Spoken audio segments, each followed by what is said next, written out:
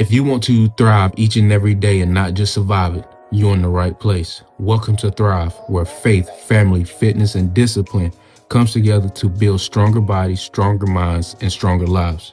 From the workouts that push you to the meals that fuel you, to the moments with family that remind you why you started, this is your blueprint to level up in every area of life. Show up, get stronger, live with purpose.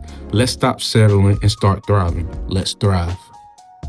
You want a flat tummy, but don't know where to start? Well, let me tell you, most people are doing it wrong. So today I'm going to give you 5 steps to help you target that lower stomach. Well, let's just start with women store their body fat in their hips, their butt, maybe right up under the arms. And men, they usually store their fat right in that midsection. So everyone is different, of course, but for the majority of everybody listening today, I believe these 5 tactics are going to help you target that lower stomach fat. Now, let me first start by saying you cannot target fat in certain areas.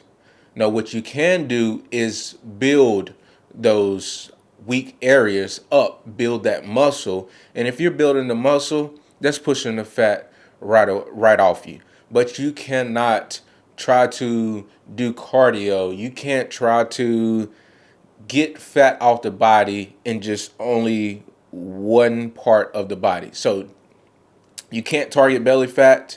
You can't target arm fat. You can't target leg fat, hip fat. But what you can do is put yourself in a calorie deficit, put all the right things in place so that you can burn the fat off your body from head to toe.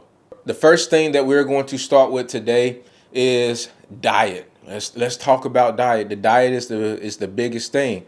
The first thing, in order for anybody to lose body fat, you don't just want to lose weight, because if you say, hey, I want to lose weight, weight can come from muscle, and that's the worst thing that you want to happen is weight coming off from muscle, you losing muscle. So you want to keep as much muscle. So when you're approaching weight loss, you want to approach fat loss. So switch that in your head. We want fat loss, not weight loss. So in order for you to lose fat, you have to be in a calorie deficit. That is the main thing. Nobody can defy the odds of physics, thermodynamics, anything. A calorie is a calorie. We store calories as fuel on our body. If you have too much fuel, it's going to be stored as fat. If you are burning through that fuel, you're going to be burning fat. All right, y'all? So, and the fuel comes from your macros. Your macros are your proteins, carbs, your fats, and even that fourth one, which will be alcohol. All right, y'all. So diet is going to be the main key. And what I want to first start with your diet, with that diet, you want to stick with whole natural foods. Sticking around the grocery store. That is your lean proteins, that is your fruits, your veggies, and some of your starches. If you stick with whole foods, simple ingredient foods, that is going to be the main thing that's going to help you get in a calorie deficit easier, especially with you not having to track your food. I personally hate tracking food. A lot of my clients hate tracking food. So I'm going to guess that you probably hate tracking your food, your calories, unless you are a mathematician. You love math. You love to see numbers. You love to see the analytics of everything. So from there, after you are consistent and disciplined with eating whole foods, that second thing with that diet, protein. And with that protein, you're going to get your body weight or goal body weight in protein. Simple as that. So, and I'm going to say go with your goal body weight, because let's just say, I'm going to give you an example. I'm 200 pounds and I'm trying to get to 180 pounds. I should be going for at least, or I should be going for about a good 150, because you want 0.8 to 1 gram of protein. So that'll be about 150 to 180 grams of protein. So you want about that target body weight. So I'm just going to say, hey, my target body weight is 180 pounds. So I'm trying to go for 180 grams of protein most days out of the week consistently. If I can get 7, I'm getting 7. I'm trying to be perfect with that. So, and what most people don't realize, how hard it is for you to reach your protein requirements. And a lot of people think eating 1 egg, 2 eggs in the morning is enough protein. Well, let me tell you, 1 egg is about 6 grams of protein. You have 2 eggs, that's 12 grams of protein.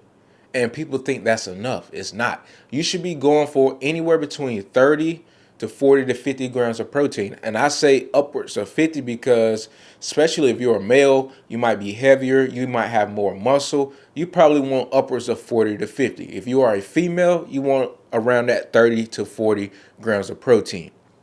Now, let me show you how easy or how hard it can be to get to reach that protein.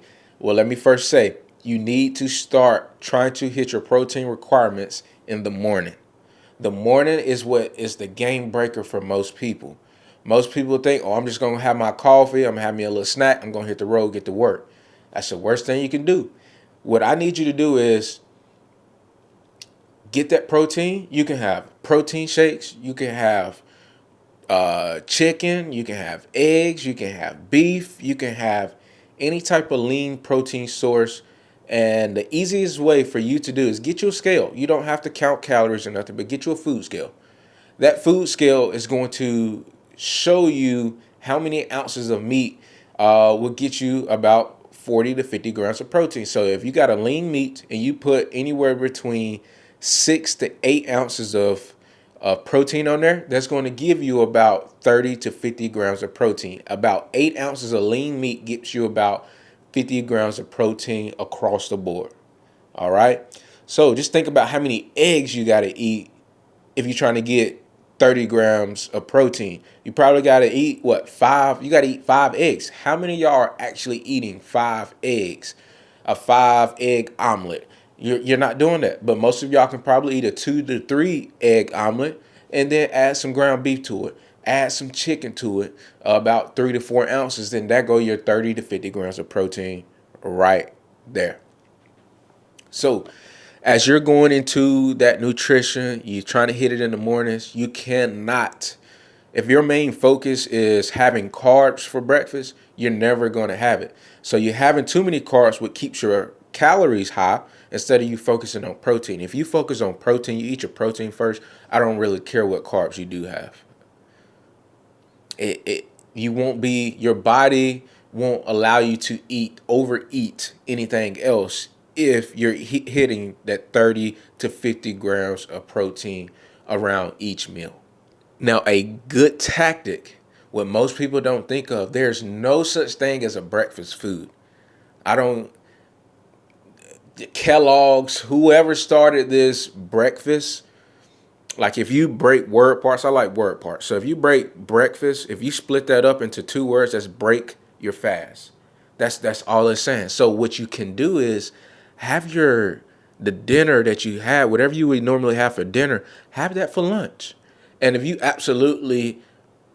can't eat beef and rice or beef and potatoes, like ground beef and potatoes or ground beef and rice for breakfast, and you really want it to and seem like breakfast, then crack you 2 eggs over top. So then it makes it seem like it's a actual breakfast food.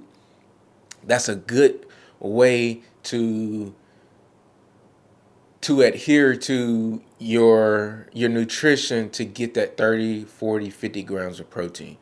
The protein is going to help you build the muscle, keep you satiated. It's going to help burn the fat because it's so thermogenic and it burns hot. It takes a lot of calories, more calories to break down protein than it does to break down carbs and fat. The next thing to help you flatten that midsection, to tone up that midsection, is to actually build the midsection like you are building your legs, your arms, your back, your chest, your shoulders. So I used to think personally that I had to do a million crunches. I had to do just a ton of different exercises and a lot of reps of them. Well, that is far from what we should be doing. Why? Because your muscles and your abs are just like any muscle in the body. So the same way you're using heavy weights, you're building the muscles of your legs. It's the same way that you should approach building your abs.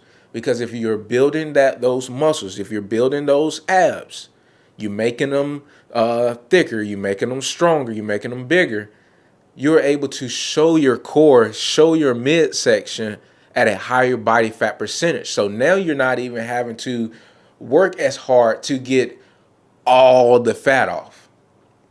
So make sure that you're dialing in on you're doing 8 to 12 reps with some heavier weights with your midsection. That is like rope pull downs. That is doing sit-ups with weights. That is doing crunches with weights. Those are doing your leg lifts. So if you can only do 8 to 12 reps with whatever ab exercise that you're doing with you adding weight to it, if you're there, then that will be the best thing for you. So stop doing a million different reps, a million different exercises for your abs. Pick about 2 to 3 exercises, add weight to it, and add enough weight to where you can only get about 8 to 12 reps. That will be the biggest thing. So hit those abs, hit that midsection. Point number 3 that we're going to do is hitting your transverse abdominals. The transverse abdominals hits the lower abs. Just think about if you're standing up, the lower abs. Ladies, if you have that pooch, you didn't had a baby or two, you got that lower pooch that you just can't seem to get rid of, or it sticks out farther than your upper stomach, those upper abs. So these are the parts of, let me give you a diagram of the different parts of the midsection. So you got those obliques. Uh-oh. Can't be knocking that off. That's precious right there.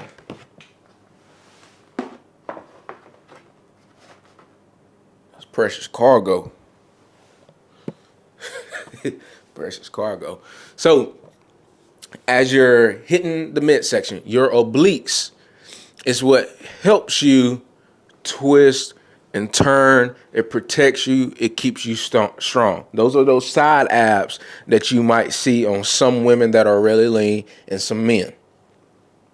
Those top abs, those abdominals at the top, is what allows you to be able to crunch over. So when you're doing crunches, you're only hitting the upper abs. You're not hitting the lower abs. When you're doing leg lifts, those leg lifts, whether you land on the ground, you're hanging from a bar, leg lifts is what's going to allow you to hit the lower abs. But depending on the person, if you don't have that muscle-mind connection, you're probably going to be targeting and feeling it in your hip flexors. Right at the hip joint, you're going to be feeling it there. So if you're feeling a lot more there than the hips, that means that your hip flexors are taking over instead of the transverse abdominals, those lower abs. So ladies, think about when you just had a baby and you're postpartum. A lot of doctors, a lot of coaches might tell you to do pelvic floor exercises. Those pelvic floor exercises is working on the exact specific muscles to help bring that stomach in, because your muscles are starting to spread. So as soon as you have the baby, they don't want you doing too much with your core because your muscles are weak, they're spread out, and you won't, after about 6 weeks or so, your doctors, you probably go back for your 6-week checkup or so, and they want to check, they put those two, 3 little fingers to see how far those abs, those muscles are apart. So just think about, it took you 9 months to be pregnant, 10 months to be pregnant, however long it is. I know it's a little over 9 months, I believe. I'm pretty sure. So you're It's taking you 9 months for you to bring those abs apart. Just think about how long it's going to take you to bring those muscles back in, to bring them back stronger than ever. And most people won't want those quick results. Well, you can't get those quick results like that. That ain't how the body works. So, especially if you're postpartum, give yourself a year, up to 2 years before you're back to where you used to be, if not better, if you're working towards that. So, doing those pelvic floor, one great exercise is being on your hands and your knees. You're sucking, you're working that transverse abdominals by bringing your belly button, pushing it to your spine. If you're standing up, you're pushing your belly button, sucking it into your spine. And you can practice that multiple times throughout the day in which you're doing that. That's going to help train those exact muscles to help bring that stomach in, to help bring that lower pooch, that lower stomach in. Fellas, we need to be doing the same things. Ladies, make sure you're dialing in on that, because that's really going to help you flatten that stomach, because that's usually where the bloating occurs. That's where the bloating occurs from there. That's where a lot of the fat gets stored.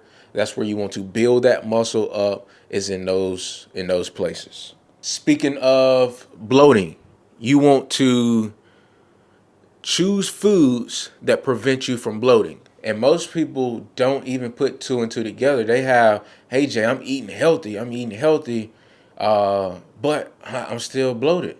Well, then there's probably one or two foods that you are eating that's is making you bloat. And you got to think about how hard, when you bloat, you eat something, you get bloated, whether that's gluten, that's bread, that could be rice, that can be a salad, that can be a veggie, that can be a fruit, that can be a meat. You can get bloated from anything, because everybody's body is different.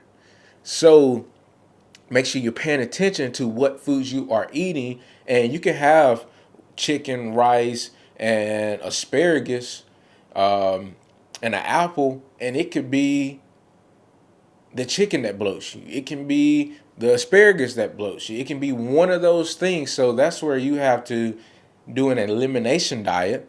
And what I would suggest is fast for a day or two, fast for 24 hours, and see how you feel. Because now when all that bloating is down, all that inflammation is gone, now you will know what it actually looks like to not be bloated consistently. But also now you can start back adding in foods, ease into those foods. Don't just fast and then you go eat a ton of food, ton of different ingredients in those foods, because now you're not able to be aware of what is causing you to bloat. And if there's bloating, that's probably constipation. If you're not pooping, you should be taking at least one poop a day. Me, I'm probably taking two, sometimes three, depending on if I'm having a coffee, if I'm having a lot of fiber. So, and as we're speaking on fiber now, you want to make sure you're getting in a lot of fiber. Fiber is going to come from your fruits and your veggies. Fruits and veggies, eat them up, because now you're starting to regulate those stools. You're not as constipated. You're not as bloated. If you're constipated, 9 times out of 10, you're bloated. If you're bloated, 9 times out of 10, you're probably constipated, because you're not flushing everything out. So what I want you to focus on is getting that protein in, and making sure you're getting your fruits and your veggies, so that you can get that fiber. An easy way that you can get some extra fiber in is eating psyllium husk. When you're eating psyllium husk, you can eat it with 1 or 2 of your meals. It also helps eliminate the microplastics in the body. I did learn that through my studies. So using psyllium husk will actually help bind to the microplastics in the body, and it help flush it out through the poop. So that will also, microplastics in the body, we don't know, we can actually cause you to be constipated and become bloated. So fiber, get in as much fiber at every meal as much as possible. If you're a person that don't love eating veggies like that, like me, I love eating fruit. I can rather eat fruit all day long versus having a million different veggies. Do I still eat veggies? Yes. Should I do better about eating veggies? Yes, we can all do better. But focus on getting that fiber. Don't worry about carbs. Don't worry about fats. Don't worry about those things. Worry about getting as much protein as you can, getting as much fiber as you can at each meal, and I guarantee you success with it. It's guaranteed. Just try it out. Once you try it out, come holler at me and tell me your results. All right, so that for that final fifth point that I want to make is cortisol. Cortisol is one hormone that makes the body want to store fat. What causes your cortisol to be high? Stress. So every time you hear me say cortisol, I want you to think of stress. Stress and high cortisol can be raised and be up continuously from many different things. Your cortisol or your stress can be from you just family life. You got parents, you got grandparents that might be sick or anything. You got work, you might be at a job that you hate. That stress, you might be asking yourself each and every day, why am I even here? What can I do so that I can be happy? Those things are stress. The bad foods, the highly processed foods, that stress on the body. If your body doesn't know what to do with it, it's stress on the body. So you got to pay attention to that as well. Your workouts, your job life, your spiritual life, your finances, anything can keep that stress up. And if that stress is high all the time, that cortisol is high all the time, that will prevent you from losing body fat. And you want to lose body fat all over, but for today's instance, you want to lose body fat in that area, that in that gut area. And your gut is like your second brain, if not your first brain. So our bodies as humans, we have two brains. This one up here in that cranium, and this one down here in this gut. That gut health is so important. And if you're putting the wrong things in, if you're thinking about the wrong things, you're stressing a lot, that cortisol is going to be high. And your cortisol is usually highest in the mornings. So that's why it's not beneficial to always have ultra processed, high carbohydrate diet in the morning, high carbohydrate meals in the morning. Yes, carbs come from veggies, carbs come from fruit, but also you got, remember what I said, you want that fiber. And fruits and veggies, those are natural things that your body know exactly what it should be, what it should do with it. But also your body is craving those vitamins, those nutrients that come from your fruits and your veggies. So fruits, veggies, and get that protein in. That will help keep that cortisol low. I want you to stress less. Give your problems to God through that. Prayer. Control what you can control. Show up when you're called upon. Do a little bit more. Give a little bit more. But give your worries, give your stress that is out of your control to God. So now give it to Him. He has enough. He's strong enough to handle all your problems.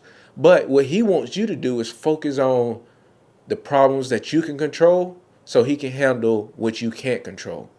All right.